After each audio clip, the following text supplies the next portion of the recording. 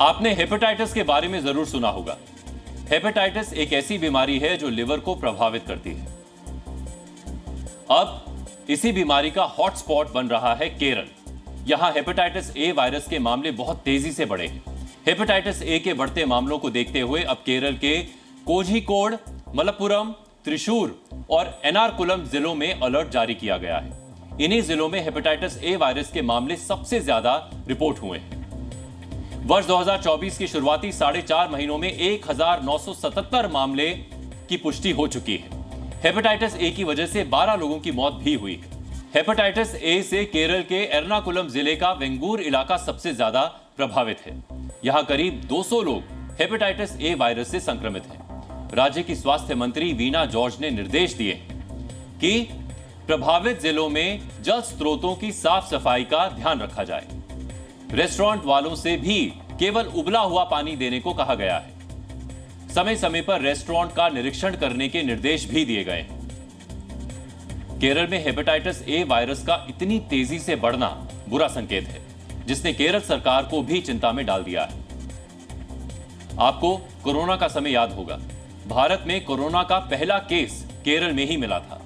Nipah virus भी केरल में ही सबसे पहले रिपोर्ट हुआ था और अब केरल में हेपेटाइटिस ए का बढ़ना टेंशन का कारण बन रहा है। हेपेटाइटिस ए उन जगहों पर ज्यादा फैलता है जहां स्वच्छता बहुत खराब है। केरल के स्वास्थ्य विभाग के आंकड़ों के मुताबिक इस वर्ष शुरुआती 4.5 महीने में हेपेटाइटिस ए के 1977 मामलों की पुष्टि हुई है। वर्ष 2023 में हेपेटाइटिस ए के 1073 मामले रिपोर्ट हुए थे, जबकि 2022 में 231 और 2021 में 114 केस रिपोर्ट हुए थे। എന്നിരുന്നാലും നമ്മൾ ആദ്യത്തെ ആ ഒരു മാസം വളരെ കർശനമായിട്ട് നമ്മൾ കോവിഡിന് പറയുന്ന പോലെ സാമൂഹ്യ അകലം എന്ന് തന്നെ പറയാം, അതേപോലെ തന്നെ ആ രോഗിയുമായിട്ട് ഇടപഴകുന്നത് വളരെയധികം ശ്രദ്ധിക്കേണ്ടതുണ്ട്। दरअसल हेपेटाइटिस कई तरह के वायरस के कारण हो सकता है, जिनमें hepatitis A, B, C, D और ई सबसे आम है। केरल में हेपेटाइटिस ए के मामले बड़े हैं। हेपेटाइटिस ए दूषित खाना खाने से होता है। साथ ही बिना हाथ धोए खाना खाने से हेपेटाइटिस ए होने की संभावना बढ़ जाती है। यह ज्यादातर यंग एज में होता है, पर एडल्ट और बुजुर्गों में भी हो सकता है।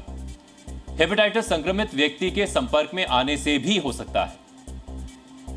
हल्का बुखार और उल्टी, थकान, जोड़ों और मांसपेशियों में दर्द, पेट दर्द इस बीमारी के लक्षण हैं। हेपेटाइटिस अगर बढ़ जाए तो लिवर फेल हो सकता है। इसीलिए इस बीमारी से बचने के लिए अपनी वैक्सीनेशन जरूर कराएं।